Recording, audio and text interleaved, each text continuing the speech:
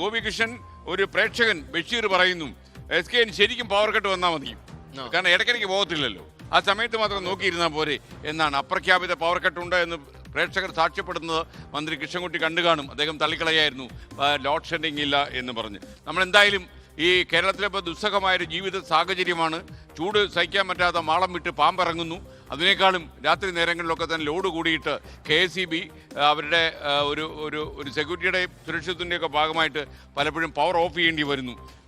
ഗോപികൃഷ്ണൻ, ഒരുപക്ഷെ എനിക്ക് തോന്നുന്നത് ഈ കൊടും ചൂടിൽ ജനജീവിതം ദുസ്സഹമാകുന്നു. സംസ്ഥാനത്ത് വൈദ്യുതി കൂടുതൽ ഉൽപ്പാദിപ്പിക്കാനുള്ള വെള്ളം ജലാശയങ്ങളിലുണ്ടോ എന്നുള്ള സംശയങ്ങൾ, ഇങ്ങനൊരു മടുപ്പിക്കുന്ന സാഹചര്യമുണ്ട്. SK എനിക്കൊന്ന് ഈ രണ്ട് കാര്യങ്ങളെ രണ്ടായി കാണാം. ഒന്ന്, ഉഷ്ണതരംഗത്തിന്റെ സാധ്യത നിലനിൽക്കുന്നുവെന്നാണ്. ആ ഭീഷണി നേരിടുന്ന രണ്ട് ജില്ലകളാണ് കേരളത്തിൽ, ഒന്ന് പാലക്കാടും ഒന്ന് തൃശ്ശൂരും. ഈ ഉഷ്ണതരംഗം എന്ന് പറയുന്നത് യഥാർത്ഥത്തിൽ ഇപ്പോൾ നമ്മൾ ചൂട് കൂടുമ്പോൾ ആലോചിക്കുന്നതാണെങ്കിലും കേരളത്തിൽ ഇതിന് മുൻപും ഈ ഒരു അനുഭവം ഉണ്ടായിട്ടുണ്ട്. അത് ആദ്യമായി റിപ്പോർട്ട് ചെയ്യപ്പെടുന്നത്, ഔദ്യോഗികമായി റിപ്പോർട്ട് ചെയ്യപ്പെടുന്നത് 2016 ഉഷ്ണതരംഗം ഉണ്ടായിട്ടുണ്ട് എന്ന് പാലക്കാട് ജില്ലയിൽ ഔദ്യോഗികമായി റിപ്പോർട്ട് ചെയ്യപ്പെടുന്നത്. അതിനുശേഷം 2019, 21, 22, 24, 25 അങ്ങനെ ഈ വർഷങ്ങളിലൊക്കെ കനത്ത ചൂട് കേരളത്തിൽ ഉടനീളം സംഭവിക്കുന്നുണ്ട്. പക്ഷെ അത് ഉഷ്ണതരംഗത്തിന്റെ സ്വഭാവത്തിലേക്ക് വന്നിട്ടില്ല എന്ന് മാത്രം. കേരളത്തിൽ ഇപ്പോൾ കാണുന്ന ചൂട്, അതായത് കഴിഞ്ഞ തവണ 2024 കേരളത്തിൽ ഇതുവരെ രേഖപ്പെടുത്തിയ ഏറ്റവും ഉയർന്ന ചൂട് എന്ന് വെച്ചാൽ കേരളത്തിലെ ചരിത്രത്തിൽ തന്നെ ഒരു ഉഷ്ണവർഷം, ഏറ്റവും കൂടുതൽ ചൂട് അനുഭവപ്പെട്ട വർഷമായിരുന്നു 2024. അതിനുശേഷം ഇപ്പോൾ വീണ്ടും ഉഷ്ണതരംഗത്തിന്റെ മുന്നറിയിപ്പുകൾ വരുന്നു. ഉഷ്ണതരംഗം എന്നത് നമുക്കറിയാം ഉത്തരേന്ത്യൻ സംസ്ഥാനങ്ങളിൽ ഇത് ഏറെക്കുറെ പതിവുള്ളതാണ്. ഇപ്പോൾ ഡൽഹിയിലാണെങ്കിലും ഗുജറാത്ത്, ഉത്തർപ്രദേശ്, മധ്യപ്രദേശ്, ഹരിയാന ഇതുപോലുള്ള സംസ്ഥാനങ്ങളിലേക്ക് ഉഷ്ണതരംഗം ഉണ്ടായിട്ടുണ്ട്.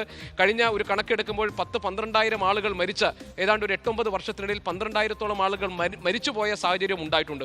ഉഷ്ണതരംഗം കേരളത്തെ സംബന്ധിച്ച് അങ്ങനെ ആദ്യത്തെ അനുഭവമാണെന്ന് പറയാൻ പറ്റില്ല. കേരളം എന്ന സംസ്ഥാനം രൂപപ്പെടുന്നതിന് മുൻപ് 1901-ലും 1950-ലും ഒക്കെ പാലക്കാട് മേഖലയിൽ 41 ഡിഗ്രിക്ക് മുകളിൽ ഉഷ്ണം പോയിട്ടുള്ള സാഹചര്യം ഉണ്ടായിട്ടുണ്ട്. പക്ഷേ ഇപ്പോൾ നമ്മൾ നേരിടുന്ന ഒരു പ്രധാനപ്പെട്ട പ്രതിസന്ധി, നമ്മുടെ ജലാശയങ്ങളൊക്കെ വറ്റിപ്പോയിരിക്കുന്നു. അതൊന്നും അതിൻ്റെ ജൈവികത നിലനിർത്തുന്നില്ല.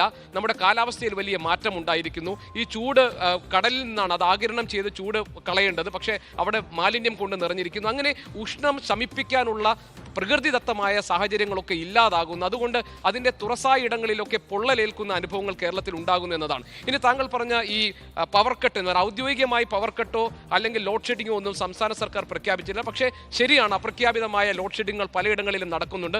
അതിൽ KSEBക്ക് അതല്ലാതെ മാർഗമില്ല. മാത്രമല്ല, ഇതിപ്പോൾ മന്ത്രി പറഞ്ഞത് വൈകുന്നേരം 6 മണി തൊട്ട് 11 മണി വരെ വൈദ്യുതി നിയന്ത്രിക്കാൻ ജനങ്ങൾ സ്വമേധയാ തയ്യാറാകണമെന്ന്. പക്ഷേ ഒരു കാലത്ത് നടക്കില്ല, കാരണം ചുട്ടുപൊള്ളുന്നതാണ്. പിന്നെ നമ്മൾ ഈ AC ഒക്കെ ഉപയോഗിക്കുമ്പോൾ അത് ശീതീകരിക്കുന്നുണ്ട് കുറച്ച്. അല്ലെങ്കിൽ മന്ത്രിക്ക് ഒരു വഴിയുണ്ട് കേട്ടോ, നിങ്ങൾ ഒരു കാരണവശാലും ഇത് ഓഫ് ചെയ്യരുത് എന്ന് പറഞ്ഞു കഴിഞ്ഞാൽ അങ്ങനെയായോ?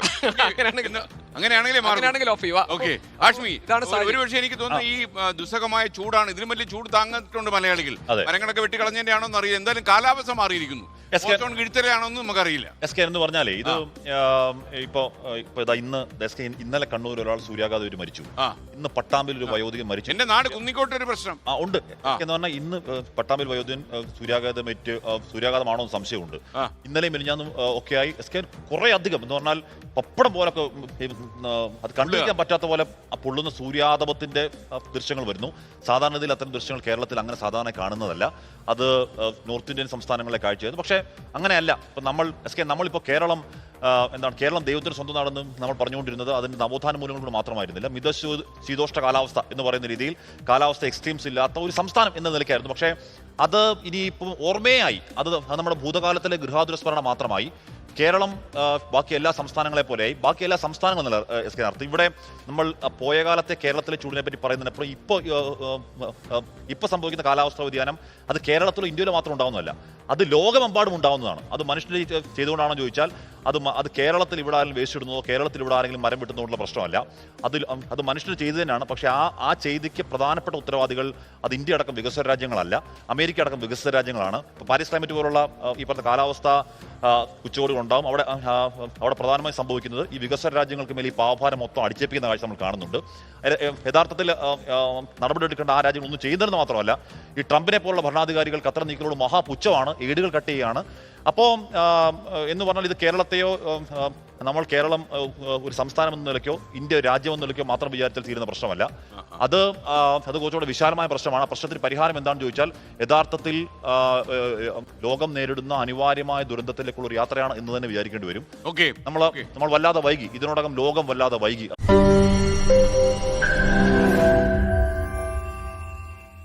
ലോകത്തെവിടെയായാലും ഏത് സമയത്തും 24 വാർത്തകളും ഓഗ്മെന്റഡ് റിയാലിറ്റി പാക്കേജുകളും എക്സ്പ്ലെയിനറുകളും വിശദമായി കാണാൻ ഞങ്ങളുടെ യൂട്യൂബ് ചാനൽ നിങ്ങൾക്ക് സബ്സ്ക്രൈബ് ചെയ്യാം.